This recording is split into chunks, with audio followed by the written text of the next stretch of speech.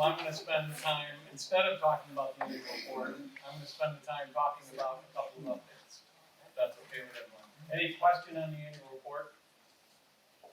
Okay, we do need a motion to accept the annual report. Can I have a motion?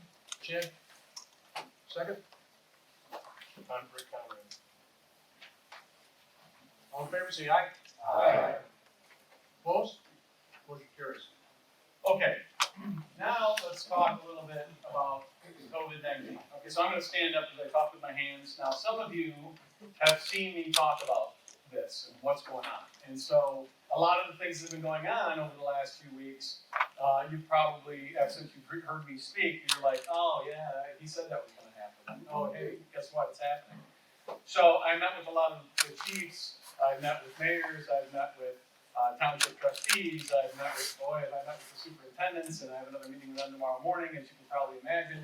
And so I'm meeting with a lot of different groups. Today, I met with the presidents of the 4 hospitals here in Lorain County to make sure we're all on the same page, and the connection that's going on with the ICPs, with the infection control practitioners in their hospital, and our FE nurse, to make sure all of that coordination is still going on, and that is. And so, what I really want to do, though, is I want to give you guys the little virus 101. So some of you have seen this part already. And then why the heck are we closing schools? Why are we doing any of this stuff, right? Why is the governor making that decision? Right, that's a pretty big thing. And so if you haven't figured it out yet, this is a little bigger than you might think it is. So here we go. So first, why do we care? Okay, so there's a big difference between, I'm going to talk about 2 different types of viruses. One of them, and the 2 words I'm going to use, is shift and drift. Some of you have heard this already before. So seasonal flu is a virus that we see every year, right? Every year seasonal flu comes in and I tell you to wash your hands, cover your cough, stay home when you're sick, and get your flu shot, right? Every year. So this is why. Because every year we see it, and your T cells, your immune system can recognize it, right? And then it slowly drifts. It just mutates just a little bit. It goes down to South America and comes back up. And about 6 months out, we know we're going to need a flu vaccine, right? So we have an educated guess. Now this is really smart people, not me, right? Figure out which types of strains of that flu that we want to create the flu virus, the flu shot with, okay? So it's quadrivalent, right? Flu shots are quadrivalent, means we have 4 chances, usually 2 Bs and 2 As, and they put it into the flu shot. They have an educated guess of what that looks like. And then, as it gets a little closer, if it was a really good guess, then that's when they say it has really good coverage, right? It's a good match, okay? Sometimes it's not as good. It mutates a little more than we thought it was gonna, and it's not as good of a match, but it still gives you usually 30 to 40% even when it's not a good match, okay? So what happens is your body recognizes it from last year, and when you get the flu shot, it recognizes it even more, and you cover your cough, you wash your hands, and you stay home when you're sick. Okay, and so that helps us fight seasonal flu. Now, there's over 32 million cases of seasonal flu and over 18,000 deaths this year, in this flu season, okay, in America. So let's keep that into perspective. The seasonal flu is still the thing we should be thinking about. Now, luckily, the season's ending, but it's been a bad flu year. Okay, so why do we care about a novel virus, a new virus? Okay, novel coronavirus. Okay, that means that it shifted directly from animals into humans. Okay, so that means your T cells, your immune system has never seen this before. And the problem is, if it's really deadly, you're not going to get a chance to identify it. It's going to kill you before you get a chance, right? So you can imagine, whenever there's a new virus, that's pretty scary, right? And so that's why people originally get nervous right away.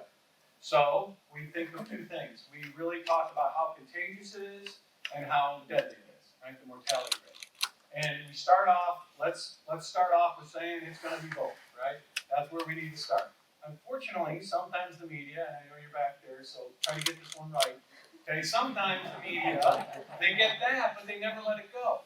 They never, if we find out it's less deadly or less contagious, it just keeps being this, right? This really, really big thing, right? Sometimes it's justified it's a really big thing. Sometimes it's a little less. So what happens is we start there.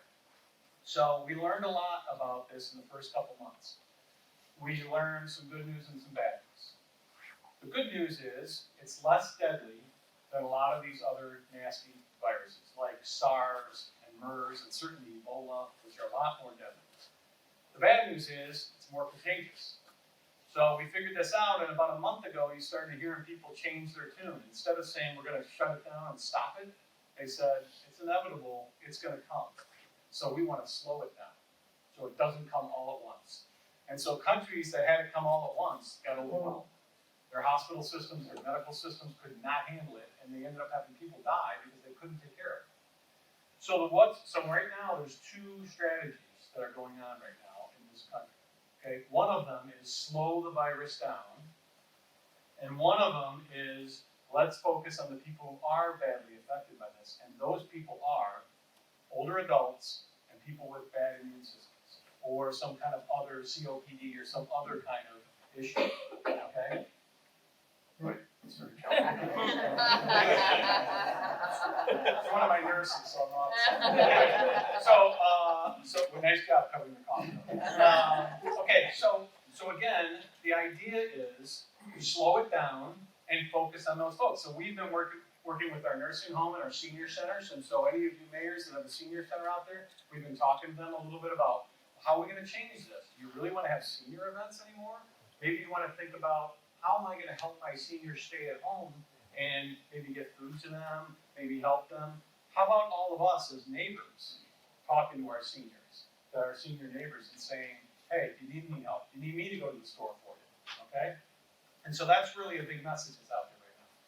The other thing that we're doing is drastically trying to slow this virus down.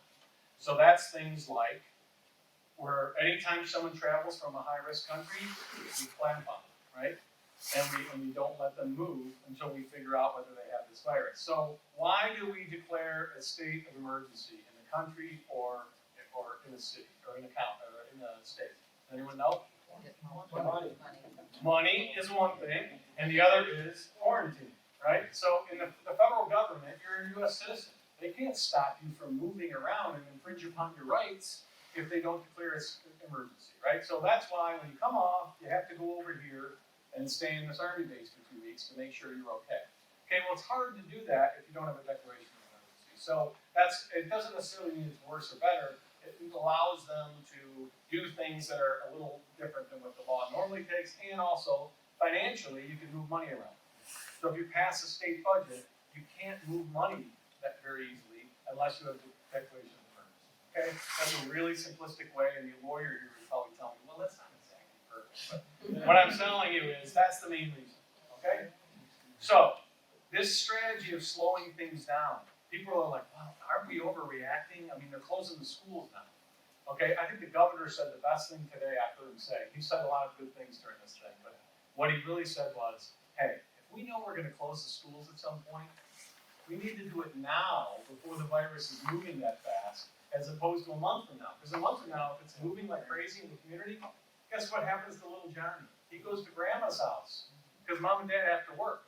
Right? And so that's really not a good idea, right? We want to close them before it gets moving so much. And so kids, honestly, are not really in danger of bad outcomes in this. They're unlike the seasonal flu where the very young are more susceptible, not so much to this.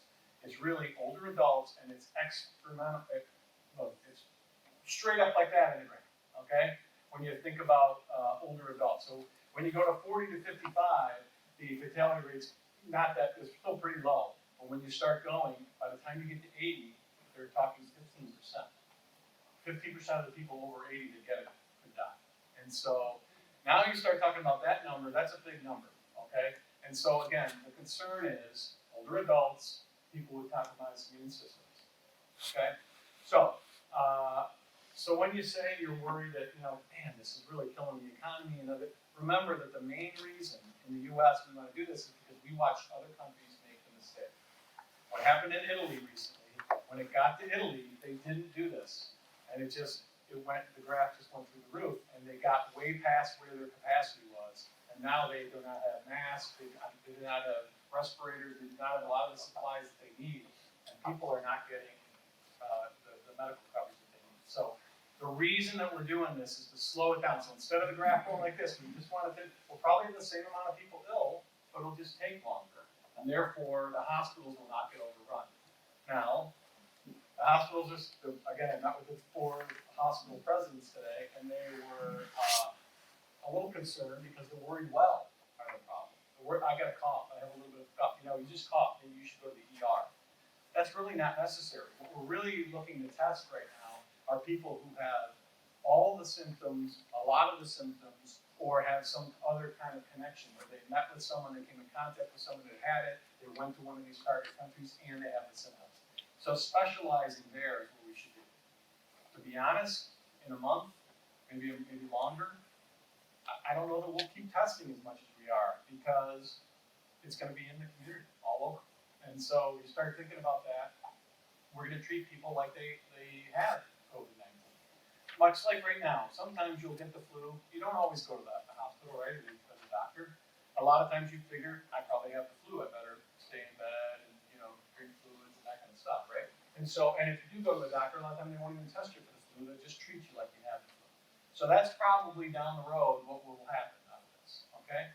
In the meantime, what we're trying to do is slow the virus down. And I know it's inconvenient and I know it's a pain, but what's happening in Italy right now, they did it the opposite way, right? They didn't slow it down, it got out of control, now they pulled the whole country down.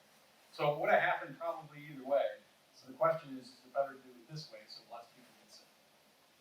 So anyway, that's the 10-cent, summary. But I want to open it up for questions on this so we can talk through any concerns you have. I have met with the Chamber of Commerce recently. We had a lot of business members there, and we talked through some specific issues. If you have employees that are sick, especially when you start looking at cities, right, you need to be able to provide these services. And so how are you going to do that if half your people are sick? When I met with the fire chiefs and the police chiefs, we talked through EMS and how to protect them. We talked to police officers and what they should be thinking about. And we really kind of went through some of the issues and what we should be doing. I just got invited back to the meeting again. So talking through this really helps a lot. You're going to get guidance from the CDC and from us. But here's my main message I want to make sure if you don't hear anything else. Stop listening to social media. Stop listening. When you listen to the media, you should listen to the person they're interviewing. Not necessarily the interpretation of what they said, but what they actually said. That's a really important piece.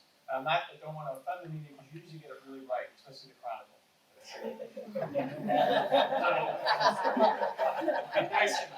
So anyway, but the moral of the story is we want to get the right message out. We want preparation, not panic.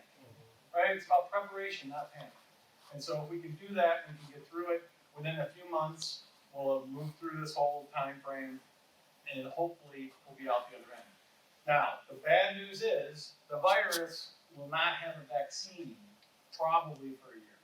And so they have some ones they're experimenting with right now, but almost never did the first one ever make it all the way through the testing and get through, because it's just something, So I would suggest to you this time next year, probably they'll have a vaccine, maybe earlier, maybe a little later, but that's probably when. So in the meantime, wash your hands, cover your cough, stay home when you're sick. Because you've got employees that are kind of like, so I was the king of this when I was in my 20s, right? Man, I was never taking a sick day. I was going to work, right? Well, be a little careful with that because my brother-in-law has a tool and die company, and he's got 10 employees. If one person comes in and makes the other one sick, now he's going to be down 8 guys. He can't do anything in that tool and die company. So again, you've got to be paying attention to that and think ahead of what you might do if some of your employees are gone. Okay, with that, I'll open it up for questions. By the way, let me introduce Doug McDonald as our medical director. So if you have a more medical-related question that I clearly can't answer, then I'll turn it over to Doug for that. Do you have any idea how long school is? So right now, it's still the first week in April. Don't quote me on this. I think it might be a little longer than that because I think when you think about community spread, that's probably going to get rolling right around the end of March here, I think, and maybe the beginning of April. So it might be a little longer than that. So again, the governor said we're going to go to the end of the first week in April, and then we'll reassess at that time. So it could be longer than that. So get ready just in case. Yeah. Are there test kits available in Lorain County? So all the hospitals have an ability to test. If the test is gonna be run at Ohio, at the Ohio Department of Health, our employees actually will take that, once they take the swab and take the test and put it in the package, we'll drive it to Columbus. So, we'll be doing that, and then there's two private labs that they also use. Are they only testing high-risk people? Yeah, they're really not testing someone who has a cough and says, yeah, I just wanna know if I don't have it. Okay, they're not doing that. They're really using the resources for people that they suspect. We've had quite a few cases where somebody comes in who has had an issue for 3 months. They've had a cough on and off, or they've got some other kind of underlying medical condition, and they want to be tested. And the doc's like, wait a minute, you've had this before this could have ever been here. So again, those docs are making that assessment, and they have a really good protocol for doing that. The big question now is, should we be closing public facilities, courts, city halls, and things like that? That's an overreaction. That's an overreaction. I don't think that's a good idea. And again, we're not gonna be closing it, obviously, if we close, it could be a problem. But, again, a lot of folks, it's not really an issue, but there are some changes you can make. There could be, if you've got a front desk where someone's like right on somebody, maybe we find a way to get that chair back a little bit, right? If there's some other pieces where you're interacting with folks, take a little bit of a less. Now, remember, we're under 100 people. But you notice how we spread the chairs out. We usually have the chairs next to each other. Luckily, we have a nice bigger auditorium now. And so anyway, but again, there's some basic stuff you can do, and I'm happy to help. If you need any help, I'm happy to help with that part. Yeah. It's viral, right? Correct. Yes. How long will it survive outside the body? Not long. Not long at all. As a matter of fact, Days, hours, we talking weeks? we're talking hours or less. Okay. I know there's been lots of bad information on this. It's like somebody was telling me 6 days they had heard of it. Are you serious? This is a virus. That's not because, that's not Order stuff on Amazon, right. shipped to their house. Something shipped from China is not gonna make it here. Something shipped from California is not gonna, it's gonna die before that. Okay, and it's killed with regular cleaning. Okay, so if you don't need some special toxic, pure bleach. I've heard people are drinking bleach and rubbing it on their skin. Come on, it's a virus, just treat it just like seasonal flu. It's about the same, it has the same fragile nature of seasonal flu. We've been hearing about a 2-week quarantine time, but did I hear that they're thinking now it could be longer than 14 days? Yeah, so remember, the quarantine is based on incubation period versus duration. Okay, so incubation period is you were exposed and how long does it take for you to show symptoms, and then if you make it past 14 days, you're good. Okay, so that's been pretty consistent. There's been conjecture of, could it be longer or not, but that's been a pretty rock solid piece. The duration's the problem. We don't know exactly what the duration looks like right now, and that's a little worrisome, right? So we have a couple people that got off a plane in California and they're in an army base, and they're there, and day 10 they get symptoms, right? And so now they test them positive, and they've got to get 2 negatives before they get off that army base. Well, now the symptoms are gone, right, in a few days, and they feel fine. Well, they're still shedding for a few days, so it takes a little bit. So we don't really have all that data yet. With a new virus, you're learning every day. So my suggestion is we'll know a lot more about that in a few weeks. Yeah. Hey, you could, your opinion on how the cycle's gonna go, when it's gonna peak, and then is it got? The news media's here, I can't say that. Okay. Okay, so my suggestion is, over the next 6 weeks, you're gonna see most of the virus moving through. Will that be longer? Can we elongate that? We'd actually want that to elongate if we could, that way we wouldn't get so high and we could just, but I don't know. I don't know what the true answer to that is. Well, will it be back in the fall also? Well, there's lots of discussion about could you get it again. Most coronaviruses, once you get them, you can't get them again. But it doesn't. Could it? I don't know. And until we get a vaccine where we can really knock it out, you never know. So we'll know more about that later. Yeah. What are the progression of the symptoms? Like, you don't feel good, you get fever, you get cough. So How does that? So the main 3 things are fever, dry cough, and shortness of breath. Those are the main 3 things. Most people who have been having small or light pieces, you have a light cough. There's not really, again, it can, obviously complications from that, I gave you the 3 basic ones, but, so you may get something as simple as a dry cough and really not have anything else. Of course, in Northeast Ohio, how many people don't have a dry cough? Which is why you can see it gets a little crazy to, as the medical providers to really evaluate whether somebody has it or not. So in the city of Lorain, we've taken some precautions with spatial workspace, making sure people have distance, trying to figure out what we could do virtually. But then for those employees who do show symptoms, we were talking about how do we get them, I was joking, I said we should get thermometers for every department and you just check. But then, one of the ideas is like, is there a nurse that can come from the health department if there is signs or, what are the resources available for people to be able to get the temperature check? Well, first they can contact us right away. Okay, we have a whole group of nurses that are taking calls for people that are trying to ask these kind of questions, and then we can do some assessment of what we think it might be, and then refer you to your physician at that point to say yes or no. What the next step would be. But you don't think it's as simple as, the 3 symptoms, fever, cough, shortness of breath. Let's check if you got the fever. If you got the fever, you need to go. Yeah, so there's so many things that cause a fever, right?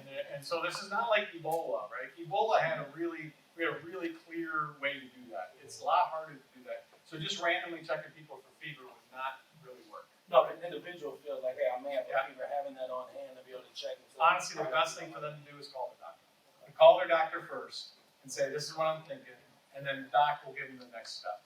Okay, if they have really small amount of symptoms, they can call our nurses to at least get an idea of. Yeah, I guess I'm thinking about the youth of the world who would have been like, I'm okay, leave me alone. Right. I'm getting back to work, and it's like, all right, well, why don't you just check it? No, I'm not calling my doctor. I haven't talked to him in 4 years. I worked on it. I don't miss a day. Yeah, so we want to help with that, but we also don't want to worry about the worried well too much. I did have a student that came back to Oberlin from China right when this was first starting.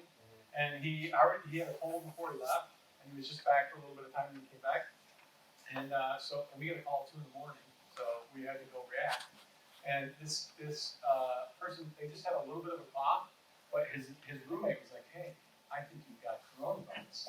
So then he started freaking out, and he had shortness of breath. So now he shows up with shortness of breath and a cough. And Mercy was like, oh, wait. And so they called us. Now it turned out to be nothing, but we had to unlock the poor guy from the little chamber that keep him in. And it turned out it was no big deal. But again, so that's why there's an assessment to be made. Your physician's the best way to do that. Do you want to talk about? I know you do a lot of work on like emergency rooms. Well, you bring up an interesting point that I'd like to emphasize, and that is the thermometer.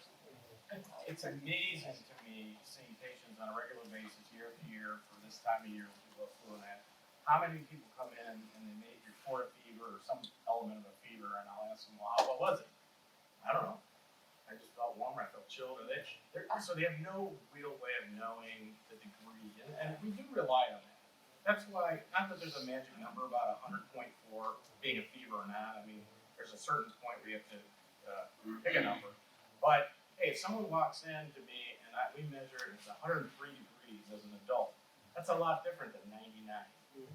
And so, if besides everything we said about washing hands and using common sense to stay home when you're sick, not that there should be a run on them, but it's a good thing for people to invest in a simple thermometer.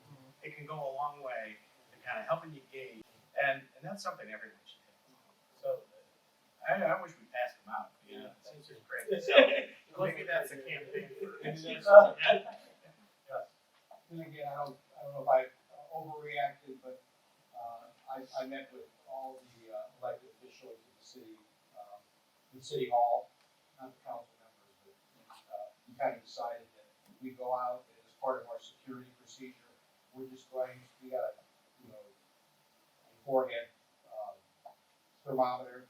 Anyone that's coming into the building and tests over a certain amount, we're going to just say, hey, if you're coming here for court, we give you a 30-day continuance.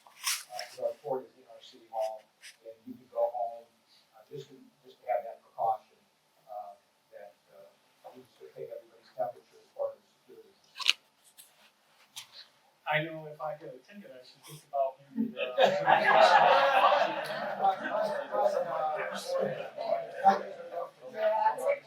Speed trial doesn't start to run. Right. Yeah, so so again, you know, and I know people want to have this abundance of caution, I get that, okay, but again, when you're thinking about how they're spreading that, I don't know what that could be. That fever could be caused by 10 different things, so you don't know that you're necessarily protected for that, and someone could not have the fever but have the cough, so my only warning on that is it might give you a false sense of security, and so my suggestion is if somebody's coughing, actively coughing, that's really as much or more of a symbol than anything else. And so, and again, I think all of us can put out messages that say, hey, if you're feeling sick, okay, don't come, okay? And then the question is, will the judge let them not come if they say they're feeling sick? So you'll have to figure that one out. Yes? I got two questions. One question is, has anybody tested positive yet in Lorain County? No. Will you notify us if someone does? Yeah, believe me. So that's why I really met with the four presidents, that if one of them is the unlucky winner, that we'll be standing next to each other right here, giving a press conference and saying what's going on. So there is a lot of junk out there right now in a lot of communities. And I had one of the mayors called me this morning at 7:15, I think, and said, hey, there's a rumor going around that there's a person in my community with it. And I said, that's absolutely BS. And so I can't say that as loud as I can. If there is no one in this county that is positive for this virus. None. Okay? Now, at some point there may be, okay, but not now. Yes. A two-part question, how long does it take for the result of the test to be known? A scenario where 2 or 3 paramedics go to a house, someone has a fever, has all the symptoms, and then a day later, and they're co-mingling with their platoon, and that person has the virus. Are we gonna have to isolate all 8 platoon members, and how do we replace them? You know, this is a Right, so this is, matter that I'm concerned about. yeah, so I talked to the chiefs about this. So here's the deal, right? You go to someone who has those kind of symptoms as an EMH person, or as an EMS person, you need to be putting on your N95 mask and everything that you need for protection. Okay, assume that if they have the flu-like symptoms, they might have this, right? And then while they're getting tested or whatever, you still haven't had an exposure, or at least not much of one. So we may still, if we find out that they're positive, we may still isolate you. But remember this, when you walk away, you're not contagious. Even if that person was, you're not contagious, because you haven't gotten anything yet. So the other people that you're talking to, we've gotten this ring thing where people are 4 rings away from somebody, and they're like, my cousin's brother had met somebody who had this. That's not really the case. So the rest of those folks are going to be fine. Now your 2 EMS people, they may end up being in one of those rings where we say, hey, we'd like you to stay home for 14 days and we're going to monitor you. They may end up being that if it turns out later. And we have had some of those folks that came back from other parts of the country or other parts of the world, and we just monitored them for 14 days. So we've had some of those come back throughout this whole 2-month period, and all of them have come back clean. So again, if that happens, that's when we'll be at your door, and we'll be talking to them about that. Now, what will be bad, and this is what happened in Seattle, okay? They didn't know they had community spread, and so they were running people back and forth from that nursing home without PPE. And so they had 24 people that were actually isolated. And so that's an important piece. That PPE is really important. So we've been out monitoring how people are doing on that. Police do not really need the PPE. It's really the EMS workers that need it. Okay, so I know some police officers are like, hey, the guy in my back seat's coughing. Do I need an N95 mask? Probably not. But washing the back of that police car more often, doing that kind of thing is probably a good idea. But again, it's EMS workers. Yeah. 2 EMS people, you say you can stay home for 2 weeks. Can they have no contact with their family? Are you So, totally isolated? If you are non-symptomatic, isolation at home does not mean the whole family has to leave, right? You're asymptomatic, so they do not. So my wife's isolated me many times. So there is an ability to do that. Yeah, like let's say your kid came home and had norovirus or something, right? And you're like, hey, I want you to use a different towel, and we're gonna clean up, and you're gonna use this bathroom, that kind of thing, to stop it from spreading to the whole family. Same scenario when you isolate at home. Again, we'll help you with that. So our nurse will contact that person. They're gonna talk to talk to them every day, one time a day for 14 days. And when we do, we'll help them make that decision. Yeah, you should be fine with this. No, you have a really, it's 12 people living in a, well, okay, now maybe you want to, but again, we'll do that in the case of people, usually we do that. Thank you. Other thoughts? Yes, Mayor. I heard today from Cleveland Clinic that they're gonna be testing there at the Cleveland Clinic, or we're gonna be using them instead of driving it to Columbus. I hope so. University. Yeah. Like ours. Yes, so they don't have it yet. I talked to Becky, I talked to Dr. Stark today, and they're developing something, and it should be ready in the next few weeks.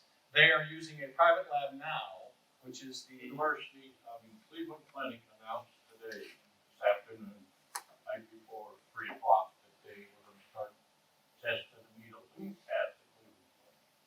Well, I talked to her at 2, and they were talking about this, that this was coming out, and she said, I'm not sure how accurate that is, yeah, so my suggestion is this. The clinic, UH, and Mercy all have access to testing, and it'll be done in 24 hours.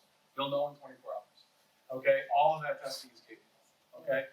Whether or not, when they get their test in-house, she told me today that that's probably a little bit of time away, it's not tomorrow. But I don't know exactly. I know all of them are working on that. So yes. One of the things you said was it won't survive outside the body for more than hours, but then you said, go clean that cup. Yeah. So again, I'm not a police Yeah, I officer, know. but let's say the cop leaves there, okay, and And then then the next guy comes in.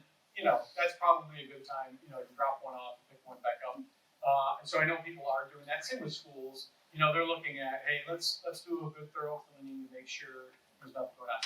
Really, in a school scenario, it's one kid sits down and there's a kid sitting down next to him. Yeah, it's possible they're getting it off the surface, but they're probably sneezing on each other. Probably more of the chance. But anyway, let's pretend they got up and they did sneeze all over the table. The next person sits down there. Now you're talking about it could maybe spread that. Again, same with door hangers, same with doorknobs, right? Yeah, if I have it and I go use the doorknob and then Debbie walks out behind me and uses the same doorknob, she could get it. Yeah, because it stays that long. Again, it's a virus, not a bacteria. So And I understand that there's still a lot of questions. yeah, there is. And general cleaning products, that's the big deal. Other questions? All right, we'll be around afterward for more questions. Now I get to talk about the good news. All right. I'm so glad I don't keep talking about COVID. So